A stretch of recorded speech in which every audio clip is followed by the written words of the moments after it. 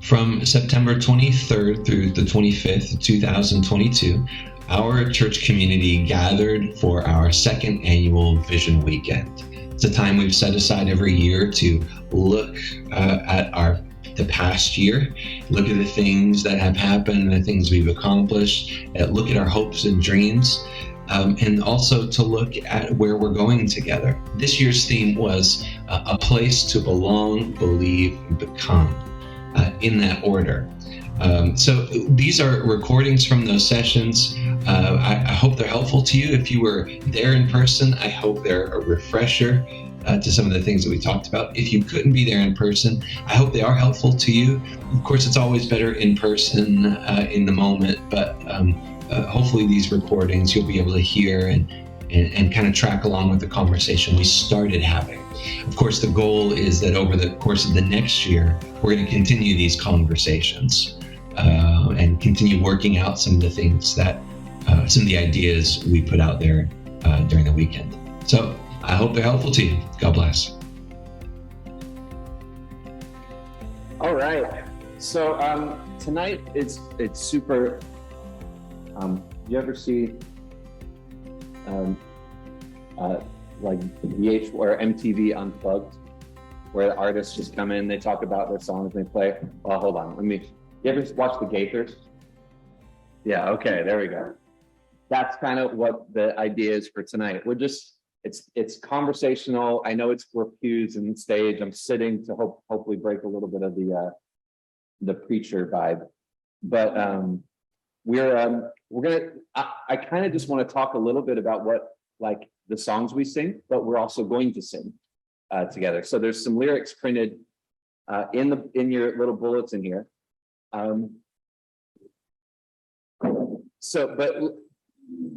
This whole weekend is all about picking up where we left off this time last year. One of the things that really rose to the top when we all met last year was the way we sing together, and that we sing. And I remember that the organ gets fixed. That was one of the things that came out of, and that it starts getting played. And now Kay's playing regularly, and there's a little clicking that's getting fixed, that kind of thing. We talked about doing new music. We talked about keeping old music, and one of the suggestions from that morning session was, hey, wouldn't it be cool if we just have a night where we had some of our, like, the music that we're used to, and hear some new music, and so we kind of get this idea of what the idea is. Well, that's what this night is about. So I wanted to just highlight something. We're going to sing in just a minute, but well, actually, let's sing this song right now. Let's do the Solid Rock.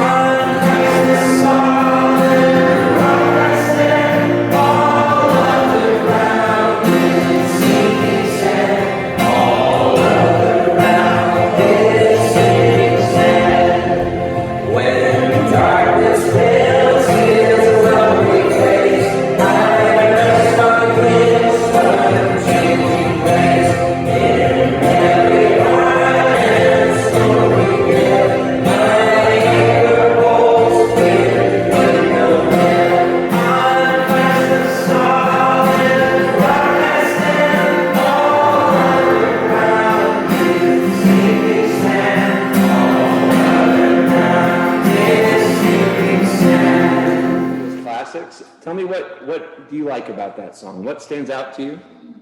What are some lines in the choir? We've been talking a lot about the words that we sing. What stands out to you about that song? I can tell you one of my favorite things are the lyric quality of these hymns. When darkness veils his lovely face, I rest on his unchanging grace. In every high and stormy gale, my anchor holds within the veil. I mean, you could read these as poetry. It's what do you think about the melody? Like the tune. Da da da da da da da da da da da da da. It's kind of simple, right? Do you know most of these, the tunes from hymns were bar tunes at one point? Yeah, was it? Yeah.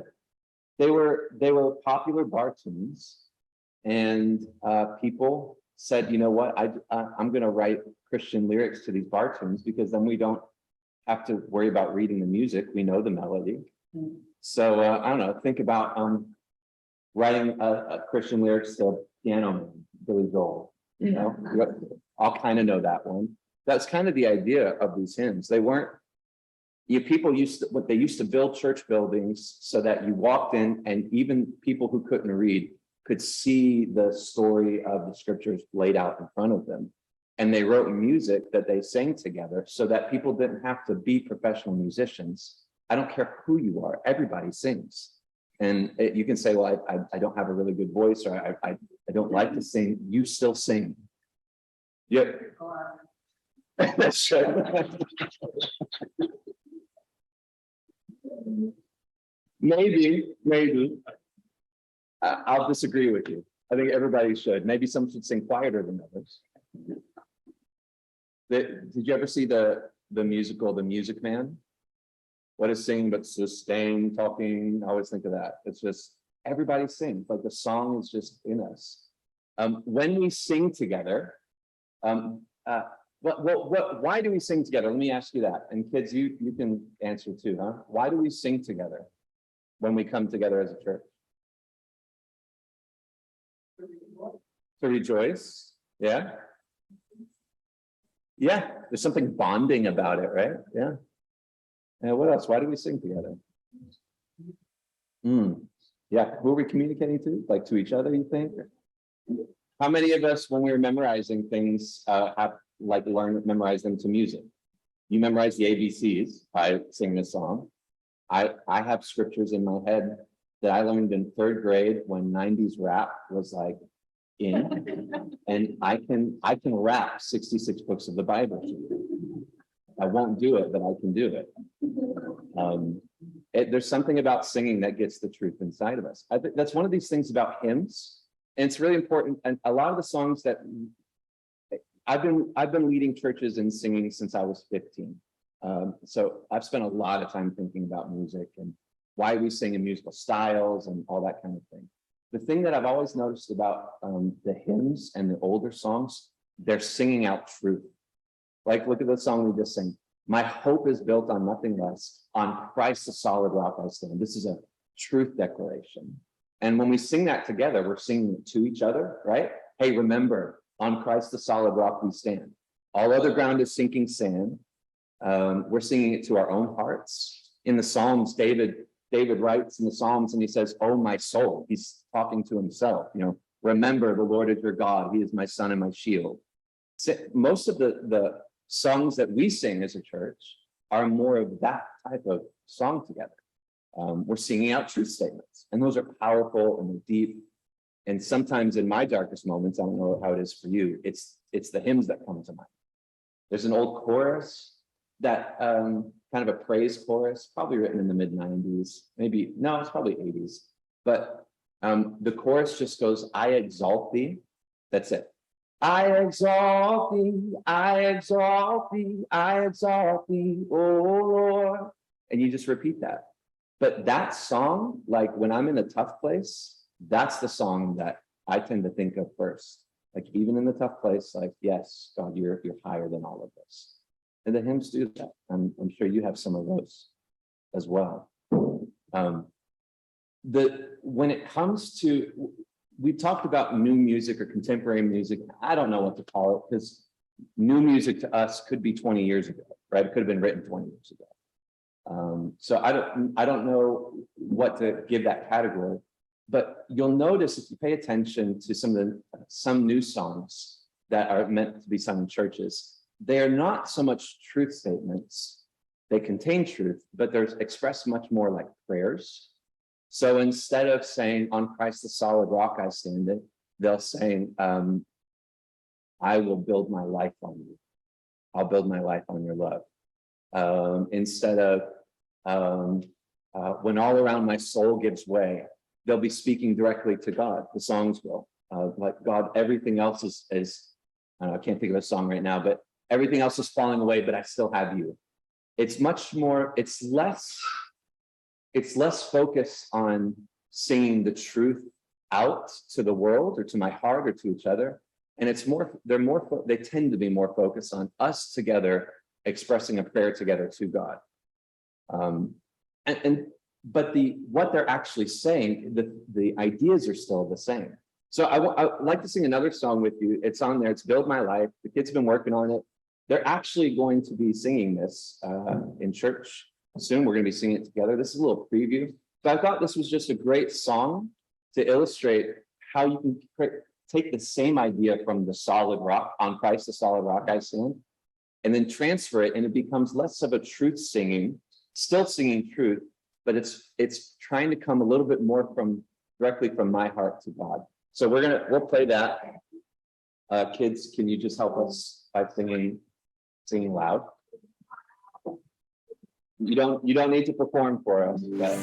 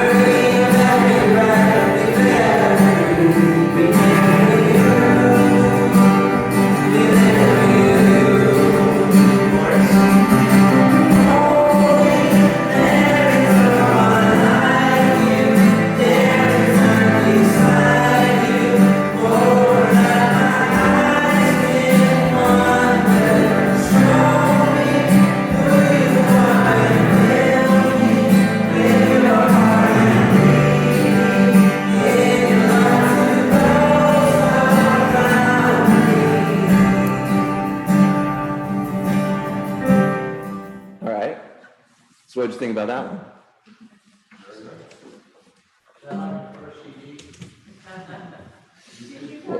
They're available in the back. CDs are available in the back, $10.99. After I won't put anyone in particular on the spot here, but after the kids came back that went to summer camp, one of them, I won't say who,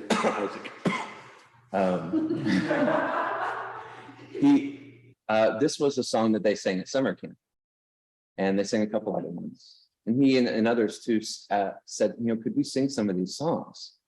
And I said, yeah, love singing.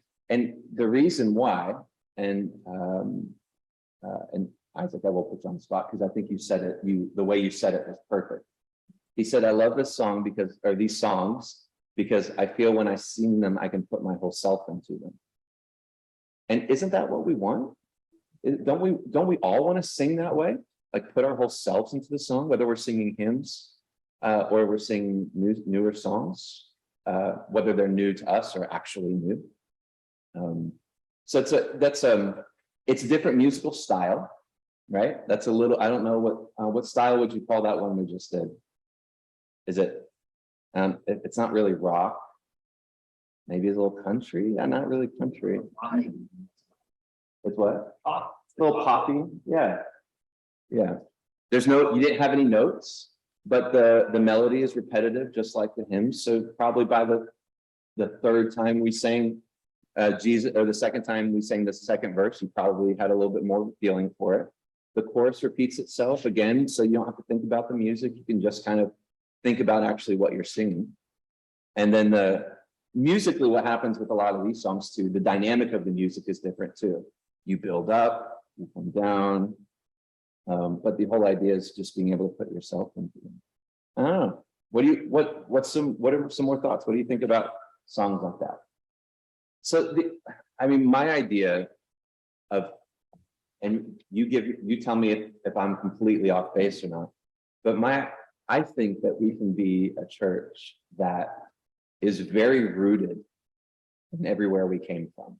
I mean, someone said it this way: when the church gathers for worship, she should show her age. And I like that. Yeah.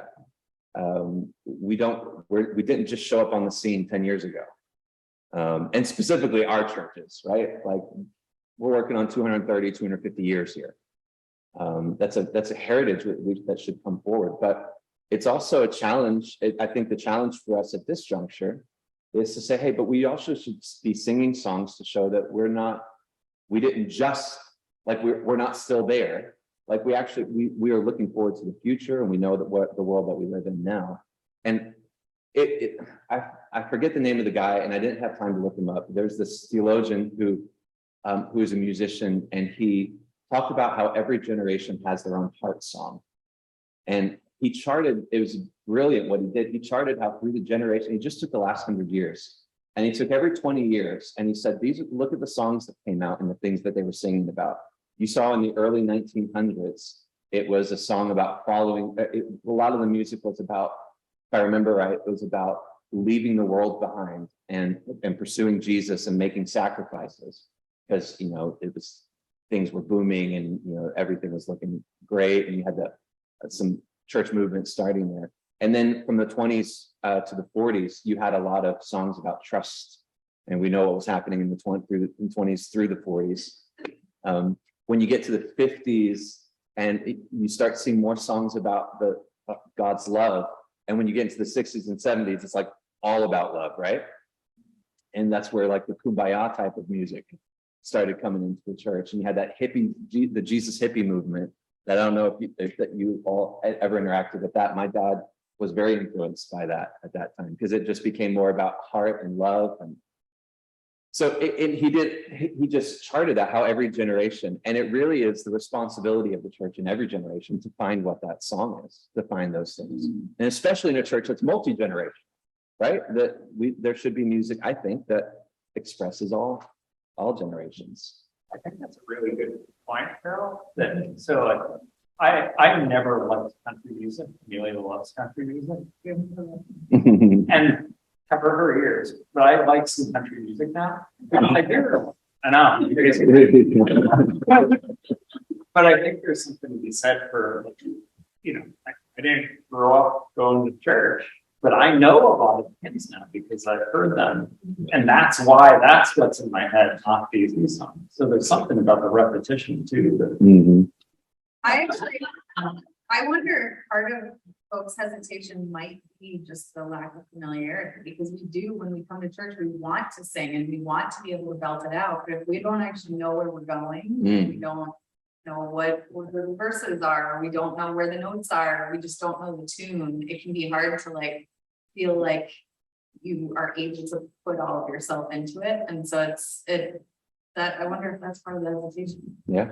I think we have to know it's a fairly brave and non-traditional concept to embrace this, from Gregorian chant to newer tunes. Hundreds, thousands of churches have confronted this, and almost universally they say, well, we'll go to two services. Yeah. And the organist will leave at 9 o'clock and the cars come in. You can tell when they're really good. And it's very generational. So to say we want to do both at the same time, that's treading new ground. It's not an easy transition or more with the success. Yeah, for sure. Yeah. The easier route. I know pastors who just completely avoid it. They're like, oh, well, this generation wants the old hymns and this generation could care less about the hymns. So we'll do a 9 o'clock traditional service and a 10 o'clock or 10:30 contemporary service. And then everyone's got their preferences and The church doesn't really mix it. exactly. Yeah. Good job of just introducing them year at a time.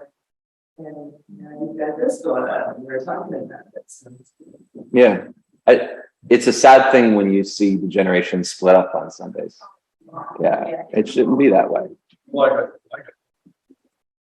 Yeah. I can tell you the one thing that's really important in treading into that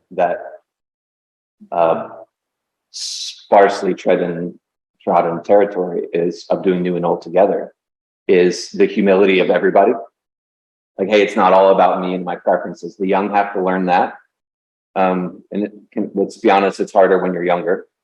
Why do they always get what, like mom and dad? I know, why do they always get what they want? I want to do this.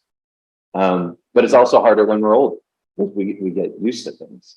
And there's a humility that's required on both sides to say, you know what? That's not my favorite song, but I'm singing it because I'm a part of something bigger. And if from both sides we do that, it's the inability to do that churches have said, okay, 2 services. And I'm not saying that's always a bad thing. I just don't think that's what we want. I don't think that's what we're going for. Anybody else? Anything there? I only want to sing one more song. And this one's kind of a fun one. I was inspired by choir practice last night. We, at the end of choir practice, we had some time and we had Dan and we said, well, what if we, what's someone's favorite hymn? We had those when I was growing up. A Sunday night was kind of testimony time. What's the Lord doing in your life? And then it'd be like, oh, what are we going to sing tonight? And someone would call out 263. And then the pianist would find that and then just start playing 263 and we sang it together. We did that a little bit last night. And we did it with There's Power in the Blood. But I went home and I got home last night and I was thinking of this one, I'll Fly Away. Do you know I'll Fly Away? Listen, this genre, this particular style of hymn, you cannot sing sadly. And you can't really sit, there's part of you that has to move a little bit too. And there have been tambourines that have been known to sneak out and get played in these type of songs too. So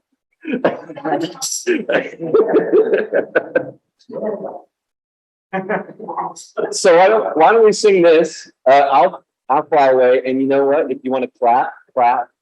I know it's just one of those songs. And what can we do?